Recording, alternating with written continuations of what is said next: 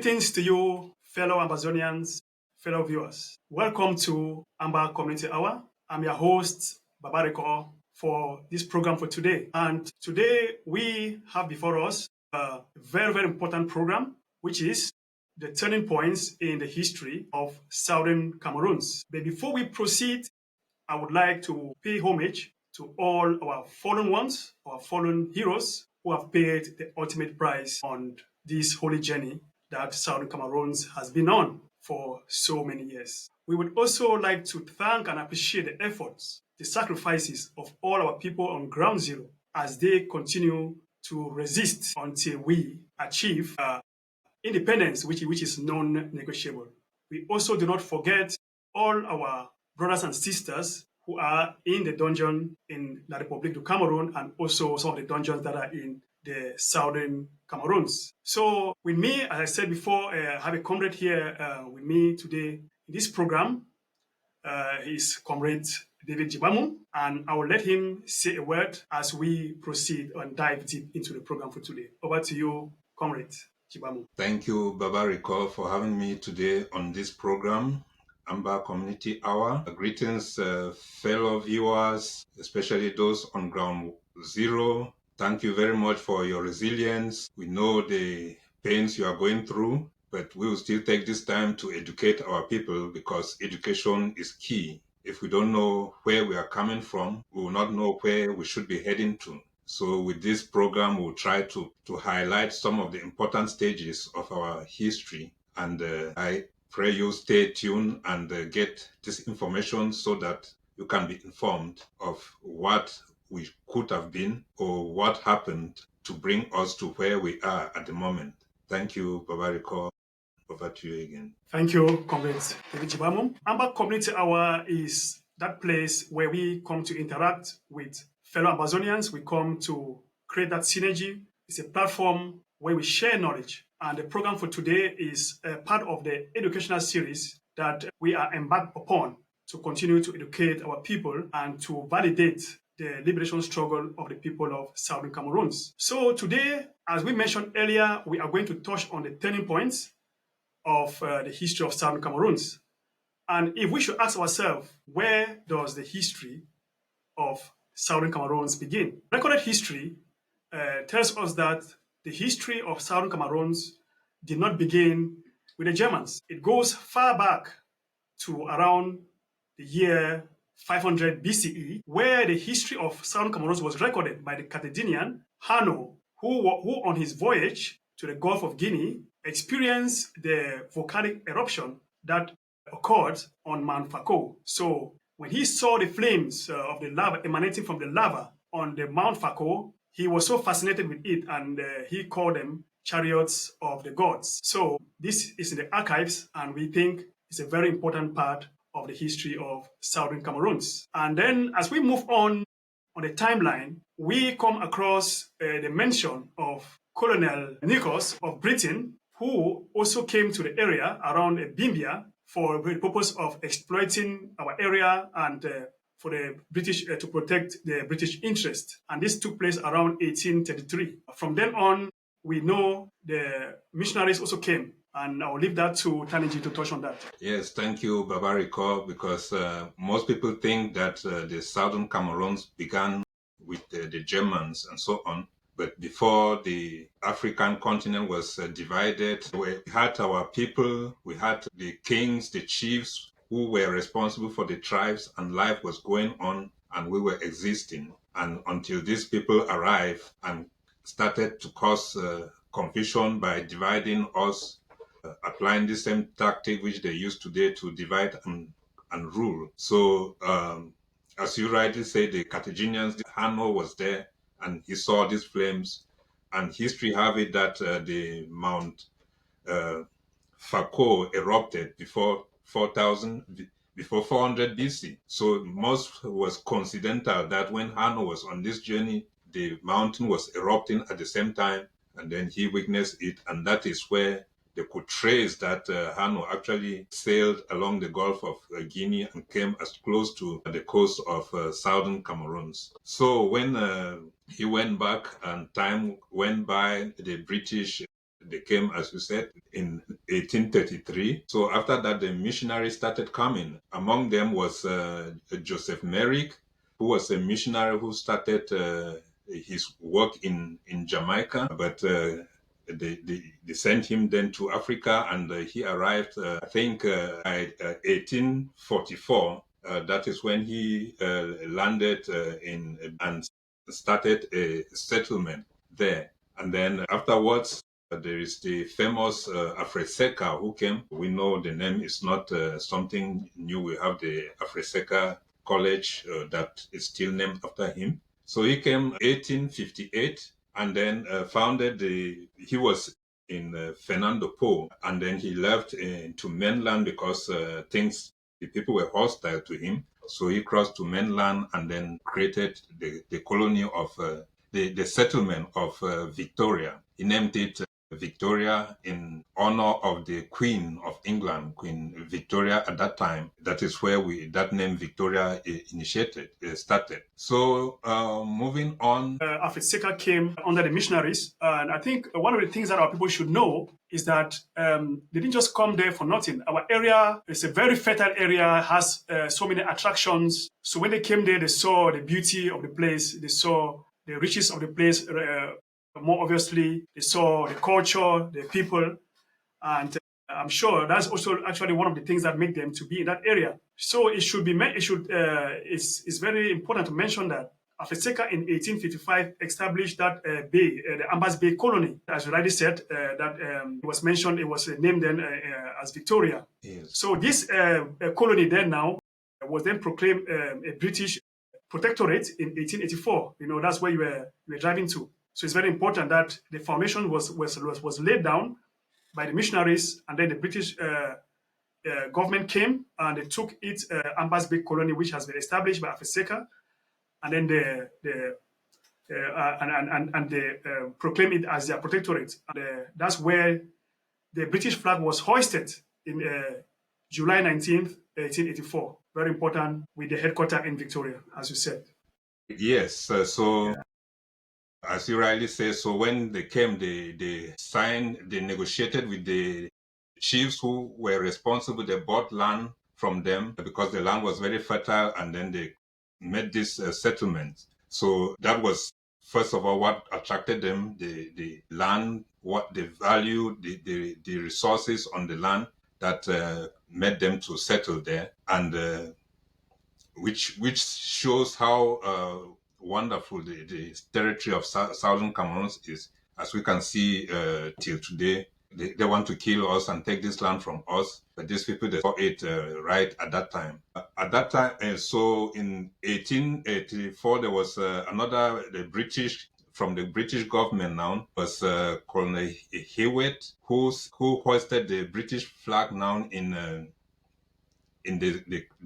the settlement in Victoria, which was west of the Mongo. So the interesting thing was, at the same time, there was a German explorer, Gustav Nachtigal, who also made deals with the chiefs in Douala, right? And then had a German protectorate east of the Mongo. So with that, then the Germans, they had their protectorate east of the Mongo, and then the British, they had their own west of the Mongo. And this Hayward was there asking the British to come and sign treaties with the chiefs so that it can become a British territory. But the British were somehow very sluggish and did not respond to that. And then that 1884, that's when the Europeans, under the leadership of Bismarck, met here in Berlin at the Berlin Conference, and took the African map and divided it with pen and pencil. Said, this is my territory, this is yours, and this. So because the Germans, they took Cameroon because of the settlement which was acquired by Gustav Nachtigal. When the British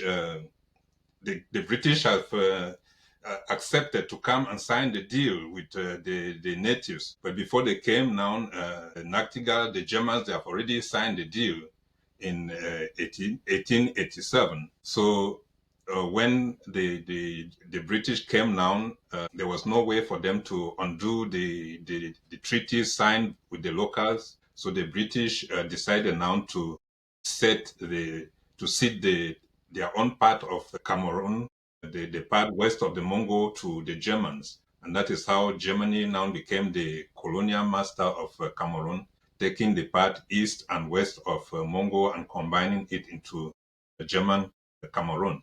Yeah, so maybe That's I stop here. You continue, and we'll add more light to it as we go. Yeah, you're right. You're right. As we see, as we have already said, in 1887, so the British now decided to cede the Ambas Bay Protectorate now to the Germans, and so they had enough more other territories to administer. So from that point on, I think one other a very important event that had an impact on the future of Southern Cameroon's Ambazonia is the First World War. As we know, the First World War came out. It started in 1914. So between 1914 and 1918, we had the First World War, and we know as a result of the First World War, the Germans they lost in this war, and as a result of that, they lost that same territory of Southern Cameroons, let's just say the British Cameroons, which was ceded to them. So what is important is that at the end of that First World War, League of Nations was created a few years after that. I think we can talk about the Treaty of Versailles, right, before coming to that, the creation of the League of Nations. What is Right. important is that when it concerns Ambazonia or Southern Cameroons, is that Southern Cameroons was under the British mandate. That's the League of Nations gave the British the mandate to administer Southern Cameroons with a defined territory, a defined boundary, which means the Southern Cameroon as an entity, as a nation, was already defined by the year July 20th, 1922, with the defined boundaries and with pillars. So it's very, very important that our people know that Southern Cameroon is not just a nation that is being concocted or just a flight or thought about, but it's something that has legal roots in the history. So it's very important that we mention this. Yeah, So very, I'm very sure. important because Yeah. the Germans, when they were defeated, the powers which were they decided to divide all German territories among themselves, and the British. When it came to Cameroon, they only took the part which was west of the Mongo, that which the missionaries had acquired for them, and they were not interested in the other part, the French part. Yes. They left it to the French. I mean, the part which is now French Cameroon. The British were not interested in that, so it went to France. And as you say, so with this agreement now in 1919, they had this Treaty of Versailles, and then the boundaries were officially met. They call it the Simon Milner boundaries, where the stones are there, and this boundary was again confirmed in 1922 when the Southern Cameroons was handed to Britain under the League of Nations as a mandate territory. So these boundaries, they are there, well documented, the Simon Milner boundaries. So this is not something which is you can erase. They are well documented, and we have the coordinates. The GPS coordinates are also there, so it's not something that somebody can fake at any time. So now after that, the British now they took their own part to administer it, and I don't know if they were really not motivated to explore, or they just wanted to reap as much as possible with little effort. So they divided their own part of the territory now to British Southern Cameroons and British Northern Cameroons. So the British Southern Cameroons was administered together with the Eastern House of Assembly of Nigeria, with the capital and the northern part was administered together with the Northern House of Assembly, with the capital in Kaduna. I think that was it. So this took place in 1923, immediately after they took over this territory under the League of Nations. League of Nations, right? Then with that, the Southern Cameroons was administered to with Nigeria as separate unit. They were not incorporated as a part of Nigeria. It was an entity on its own, but they were administered together. So this is very important to know that we have always been people by ourselves. We have not been mixed with some other people. We were always by ourselves, and our chiefs and fonds were responsible for the daily activities, what goes on, the peace and order in the villages and so on. This was still under the control of our chiefs and fonds. Exactly. I think, Comrade Tani Jibamum, I think it's very, very important to mention here, like you said, that when they came, we were organized, we had our system of governance, well-established system of governance, and that's why the British, in turn, made a decision to administer the territory by indirect rule. They call it indirect rule, which means they come through the leadership that was already in place in order to administer the territory. So that point is very, very important. What is also important is, as you mentioned before, that after the Berlin Conference, when the Europeans they sat together and decided how they would proceed in consolidating the rest of the territories, there was an agreement that was called the sphere of influence. It doesn't mean that if you come to the coast and you capture the coast, it means all the territory that's behind, that they call the hinterlands, belongs to you. So you have to fight to conquer this territory, and you have to fight now to consolidate it. So we know that that's why it's good to mention that when the British ceded Southern Cameroons to Germany in 1887, Germany still had a lot of work to do. They had to fight against the people, the indigenes of Southern Cameroons, the communities, the natives, in order to consolidate the territory. So if we go into this, it gives you the account of the wars that they have fought with the natives. The war with the Bakwarians, the thing with the Bangwa people, and so many other wars that they had to fight their way. So it wasn't easy for them to conquer the territories they had to occupy, and it was very, very short-lived, because we know that they were defeated within a few years. So which means it's very, very good to mention here that the time that the entity called Southern Cameroons was under the German rule, together with that part that was under that's the part from the Republic of Cameroon, it's about 29 years, which means we didn't have much to share with the people of the Republic of Cameroon, because we were together with them under the Germans for a very, very short period of time.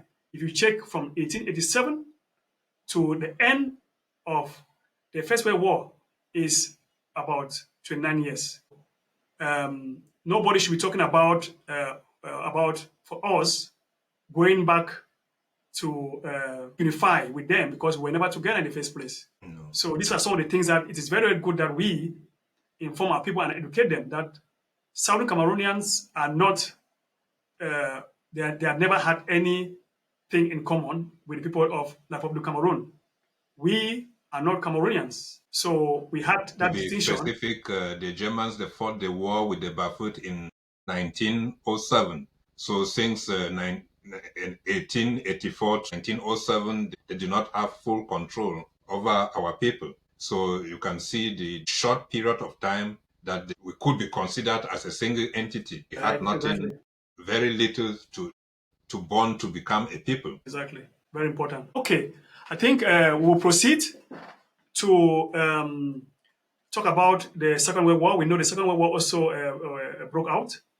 And that was 1939. And at the end of the Second World War, the war ended in October 1945. After that, we are aware of the creation of the United Nations. And what is very, very important is that the United Nations became the new ruling body, in the world. And they approved the trusteeship agreement with the British by giving them the mandate also to administer Southern Cameroons and prepare it to independence. So it's very important to mention this, which means that the agreements or the territories that were already created or that were consolidated, legally inscribed with cornerstones, with pillars under the League of Nations, was also transferred to the United Nations. So which means Southern Cameroons continued to be a legal entity even when the United Nations was created.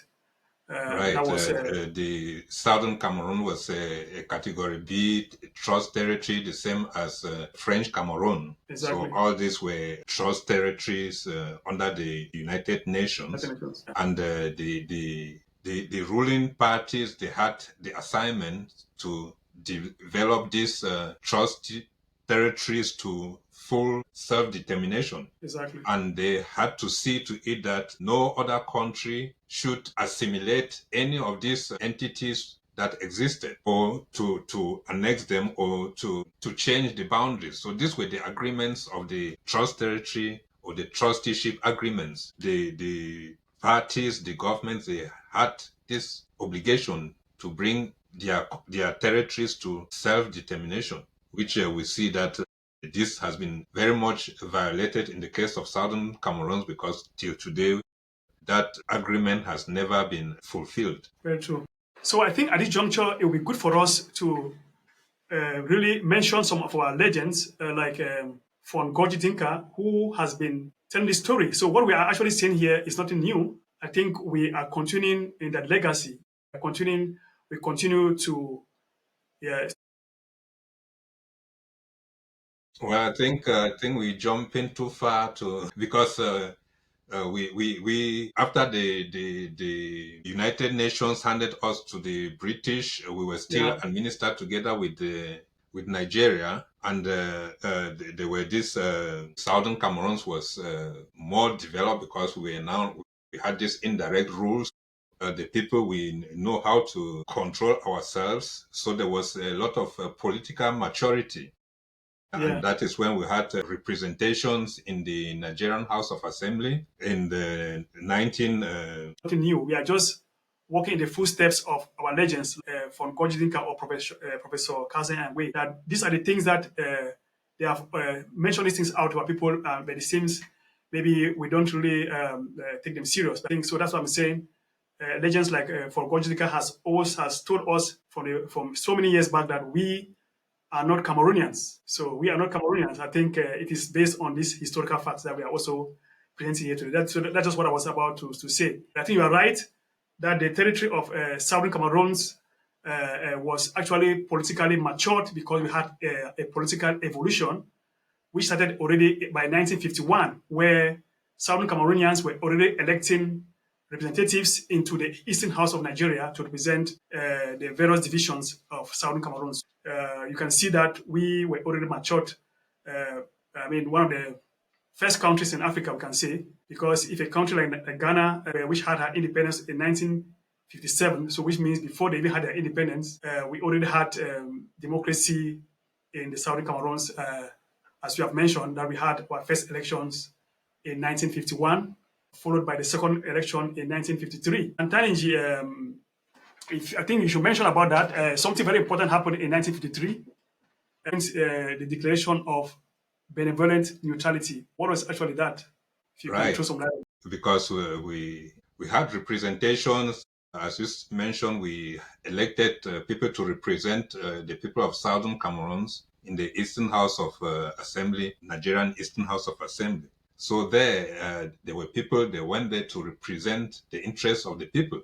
But in this parliament, they saw that the interests of the people was not represented. And the Nigerian people, they were kind of hostile to the people of Southern Cameroons. So they say, no, here, if we remain here, our interests will not be represented. Presented. So they declare benevolent neutrality and said they would prefer to be able to decide for themselves uh, what they want about, or what they want for their people. Yeah. So they sent so a petition. When they withdrew, they wrote a petition. I think it was Dr. E.M.L. Endele that took this petition to London and handed it to the Queen, that their interest is not represented in the Nigerian Eastern House of Assembly. They would prefer to have their own administrative unit. So now was 26th of October 1954 that the British, the one who was acting as the governor, actually inaugurated the House of Assembly for the Southern Cameroons in Boya. So they had then the first their own first parliament, which Yeah. I think they were no that was longer under Nigeria. Yeah, I think that was October 24th. October 24th, 1950. The first session, right? The first 1954, session. yes. Yes. So his name was Brigadier J. Gibson. So he's the one that inaugurated the assembly, the Southern Cameroon House of Assembly. Very, very important. I think at this time, Southern Cameroons was already considered a territory with a quasi regional status, like a semi, almost independent. So it had to run its own affairs. And if we look back into history, we see that that's the reason why, at some time in the past, Southern Cameroonians used to celebrate October 24th as a national day, because that first session was of a very, very great significance, because all the facets of the community came together. We had the traditional rulers, the chiefs, the fonds. I mean, a cross section of all the Ambazonians. They were all represented at that particular session. So that's why the date October 24th was once celebrated in Southern Cameroons as a national day, because that day National was Day. very, very important. Southern Cameroon Yes, so was, following that, then yeah, there were more developments, and then I think it was 1957. Then they had a new constitution. I think they call it the Littleton Constitution, which then created the House of Assembly with the House of House of Chiefs. House of Chiefs. So that was in 1957. And these were then clear entities ruling the territory of the Southern Cameroons, and which were not related to Nigeria or to French Cameroon. So we were actually an independent entity having everything under our hands. Very true, very true. Okay, I think looking at that, so we had this political evolution from the 1951, like heading right to 1960, 1961. So one other turning point we should really mention here is the plebiscite that took place on the 11th of February 1961. And in this plebiscite, the people of Southern Cameroons were asked to cast their vote, asking them if we should join the Nigerian Federation or we should join La Republic of Cameroon. And by joining, they mean in a federation. So and we know the results of this plebiscite show that the majority of people of Southern Cameroons wanted, or they indicated them joining the Republic. We know so many political parties were involved in these campaigns. We know some were advocating for us to join Nigeria, like HM Indeli. We know Dr. Jongu Foncha advocated for us to join the Republic du Cameroon. But we know there are so many other things there which we are not going to go deep into that. But what's very important is that after that plebiscite, the results of the plebiscite were taken to the United Nations. And that's why on April 21st, 1961, we have the famous Resolution 1608, where the United Nations General Assembly unanimously granted independence to the Southern Cameroons.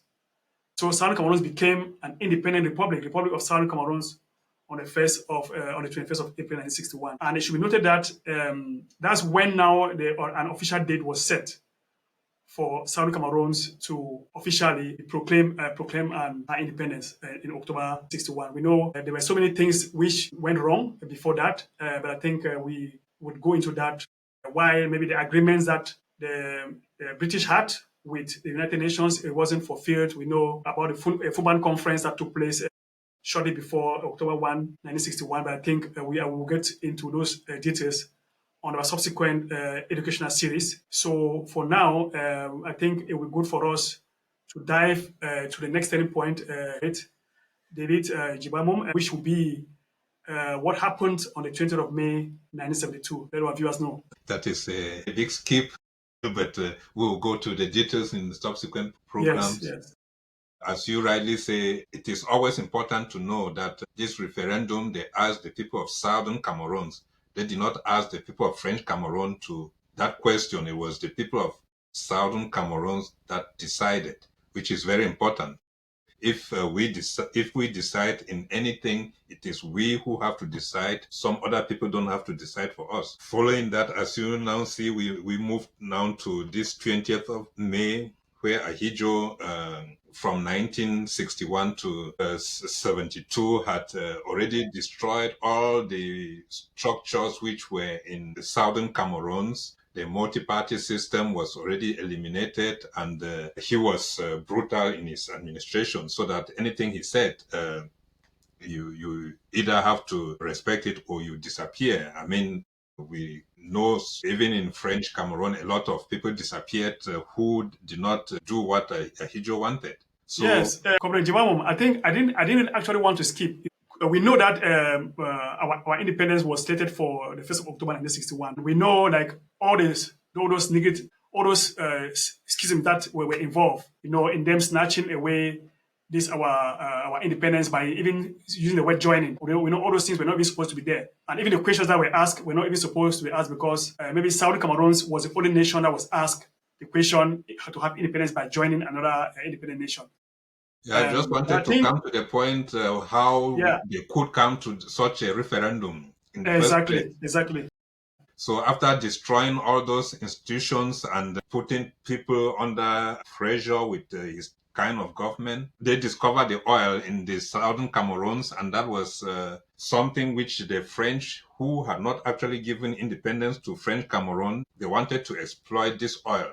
And if Cameroon had remained a federal system, you cannot go and exploit something in a certain part of the territory without the permission of the people. So France had to advise Ahijo to terminate this federal system. So when Ahijo went to France, he had the instructions, and when he returned, he announced that a referendum would take place. The referendum was to dissolve the federal state, even though the Exactly. federal constitution prohibited any changes in the form of the state. He went and organized this sham referendum, which people say on the ballot you have we and yes. And it was no longer the people of Southern Cameroons now to decide, but it was everybody with French Cameroon. And the population of French Cameroon was already two-thirds, and Southern Cameroon was only one-third, which means that even if all of Southern Cameroonians have voted no, it would not have had any effect because French Cameroon was already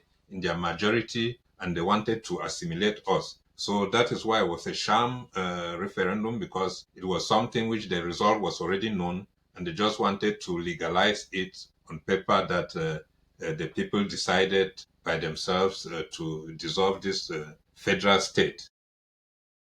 Well, I think that is why this 20th May 1972 is actually the day that we started, we lost our statehood was our stolen. statehood, yeah, completely. Yes. As you already said, this destruction was actually systematic. It has been going on for so many years, as you said, from 1961.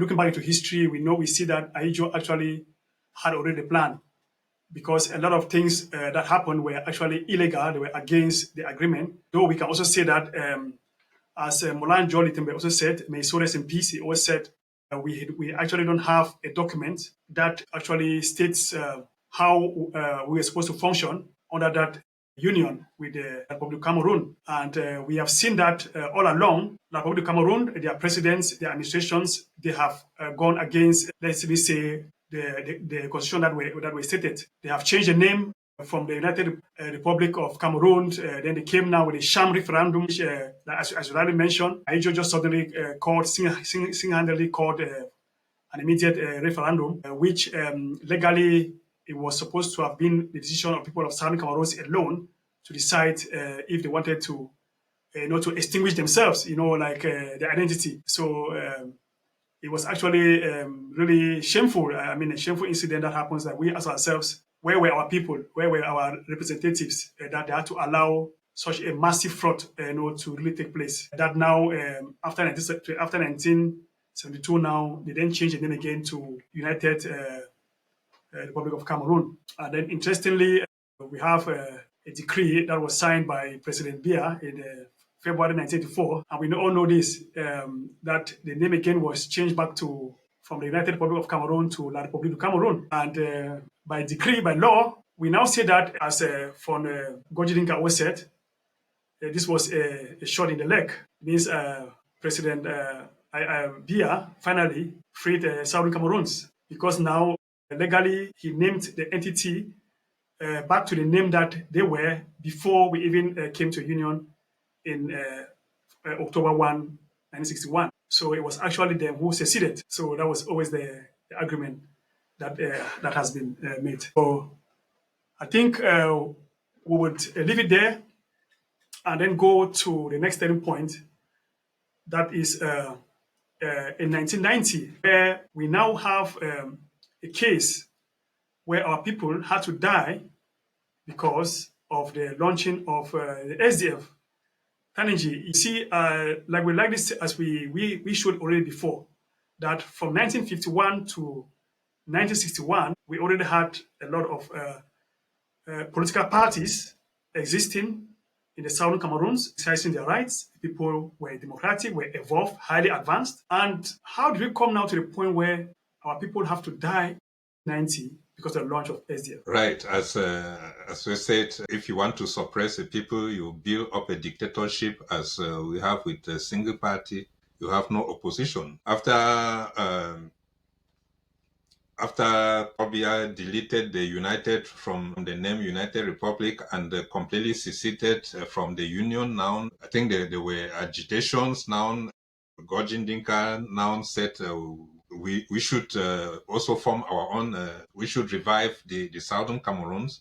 And there were a lot of these tensions going on. There were so many people who were arrested. We can think about Abel Mukong, prisoner without a crime, and all these people. So then they accumulated, and then they wanted to form back to have the multi-party system back. So they put pressure on Paul Biya, and then he accepted that they should form the multi-parties. And then there was then the SDF came up, which everybody was lying behind. They call it suffer don't finish, because people thought that this was really going to be the change, because people, especially the people of Southern Cameroons, who are politically very matured, they want the rule of law. So everybody united, and they had the elections, which the presidential elections, which took part.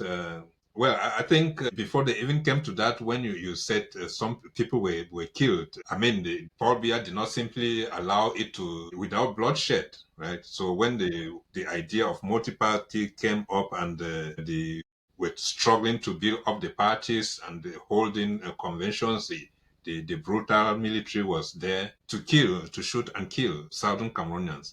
Because if they are Yeah, French Cameroonians, they don't shoot to kill, they shoot to just to intimidate. But if they are Southern Cameroonians, they are shooting to kill. So in the course of founding the SDF, people were killed, and this is something which for us was a given right, because we already had the multi-party system, and going very back to it true. would not have needed any bloodshed. But we see we had to experience that. Yes, that is the part where it is really pathetic, because we see that now the union that we had with La Republic of Cameroon has actually caused a lot of pain, a lot of suffering, a lot of sacrifice from the side of the Southern Cameroonians, because actually we didn't have to go through this again, because to us this was something that was a basic right. So our people did not in 1990 because of the launch of a party, which we already had that system. I mean, the quest for the liberation of the people of Southern Cameroons is the quest for justice. So any Southern Cameroonian Ambazonian who has this history, of the people of Southern Cameroons will see that we have a right to self-determination, because based on these facts, we can say that we are dealing with a stolen nation. As Honorable Baradi said, a nation has been stolen, and for the people of Southern Cameroon to get back their nation, they are paying the ultimate price. And sadly, the whole world is actually silent. But I think it is very, very important that we come here and lay down these points for our people to have the conviction that the liberation struggle of the people of Southern Cameroons is engraved in history. It is not illegal. It is based on facts, and therefore we deserve justice. And I'm sure we will surely achieve this if we all put our heads together. So, Taniji, before we come to a conclusion, I think it's also very important to mention that all this injustice, all this perpetration of crimes, like our people have gone through a lot, on this quest for the liberation of our homeland. Our people have paid the ultimate price. Our people are suffering the dungeons. Our people have been killed. We have our villages, more than 40 villages have been burned down, people incarcerated, people maimed, disappearances, people facing life imprisonment. So it's really too much. And we know from 1993 to 2016, the momentum had been rising, because as more and more our people became aware of our history, there was that need for us to fight and demand justice for the people of Southern Cameroons. So I think if you can shed a light on that again, on this turning point, which culminated to the revolution, culminated to the uprising that took place at the end of 2016. Right. I think at the beginning you said that after the unification in 1961, there was a systematic to destroy the Southern Cameroons people identity and everything. So this was gradually moving step by step, destruction of the multi parties and so on. And every time that we protest, they come as if they want to redress the problem, but they enforce more of the assimilation process. So our people are not taught according to the French system, where if they tell you do this, they simply say yes, sir. But we are from the culture where we ask questions. We want to understand what is happening. But with the French system, they simply say yes. If you say something, they say yes, and then they do it. So our people were not satisfied with these things. And then that is when we have the All Anglophone Conference, which took place in Boya in 1993. So they came up with the resolutions which they sent to Paul Biya to redress the problems, look for a solution for the Anglophone problem, as it was called at that time. But they did not, Paul Biya did not do anything. The next year, 1994, the second AAC conference took place in Bamenda. And that is where you had actors like Simon Munzo, Professor Carson Anyangwe. These were the actors that were there, and they drafted the resolutions, and they told Cameroon to go back to the federal system. That if they don't do that within a given period of time, they were going to declare their independence. That was 1994. Still yet, the government of Cameroon did not do anything. I think they created, what was it? They made some SES, plan which was on paper and it was never implemented, right? Which if they had implemented just 10% of what was on paper, maybe the problems would not have come to what we have at the moment. So from the all anglophone, the second all anglophone, we had the SCNC was SES, formed, the SCAPO, the SCYL, and all STYL. these movements, they came into action because everybody was frustrated with the way things were going, and everybody wanted a change.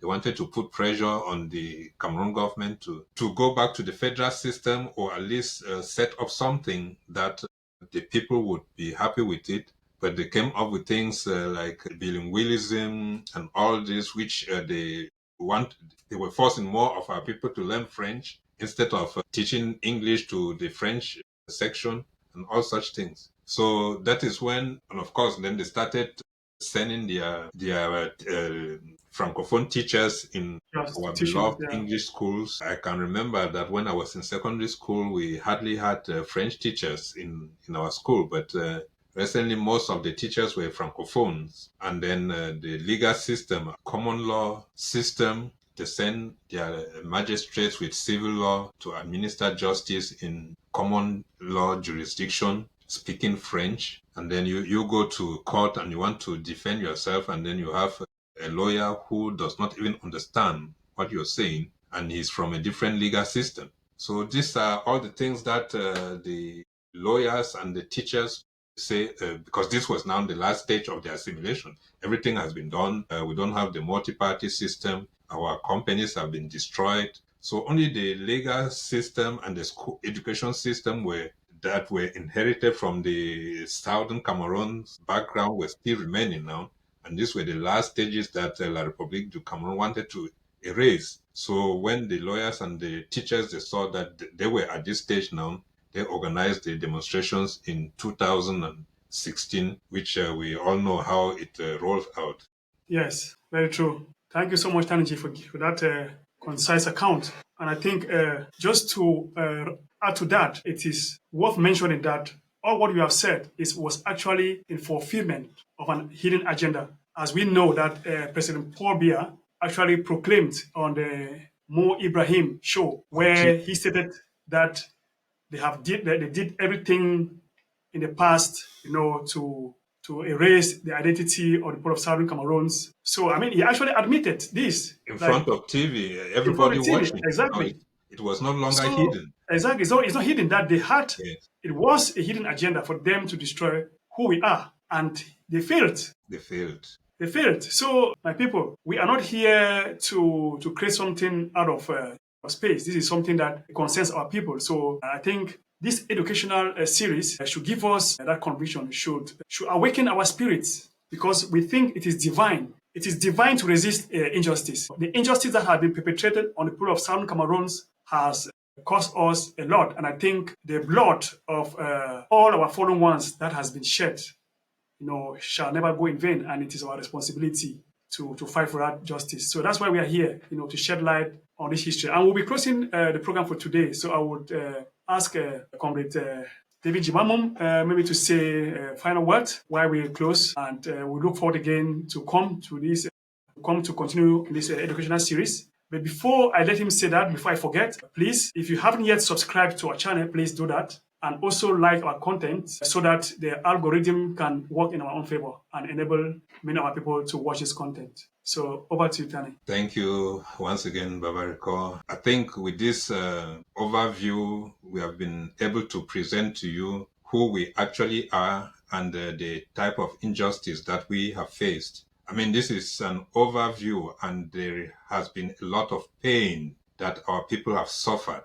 And if we go into the details and then you really see how people have suffered, you will shed tears, right? It's not an exaggeration because the Southern Cameroon was flourishing. So we just give this overview to let you know that we are not exaggerating here. We are not exaggerating anything. Paul Biya himself acknowledged it, and that they then have to give us a special status. I mean, these were two category B trust territories that came together as equal partners. And then at some time along the line, one then decides to give another one a special status. On which grounds? You may ask yourself that question, and how it came to that. So there is a lot of history in the background which we cannot present here today, but we will be going in subsequent programs. Maybe we'll focus on some of the parts so that you can really see the injustice that has been done to the people of Southern Cameroons. And we say kudos to our people on the ground who have been bearing the burns, witness all the lockdowns and so on. But all these sufferings will never go in vain, right? With this education, we know where we are going to, and that is to have our independence and be able to control our lives by ourselves. So just keep on resisting and resisting, and one day the enemy will pack their things and leave us, and we will have our land for ourselves to control it the way it should be done according to the rules of law and order. The independence of Southern Cameroon's Ambazonia is It's non-negotiable. non-negotiable. Thank you. Thank you so much, comrades, for that conclusion. Thank you so much, fellow viewers. Thank you so much, fellow Ambazonians. Thank you for giving us your attention. You have heard where we are coming from. You've seen where we have been to, and you know where we are heading to. So we are calling on you out there to do something, to alleviate the suffering of people and to make a contribution in any way you can, so that the people of Southern Cameroons would finally get the justice they deserve. So we look forward to seeing you again on our next episode, which will be a deeper dive into the other turning points in the history of Southern Cameroons. Until then,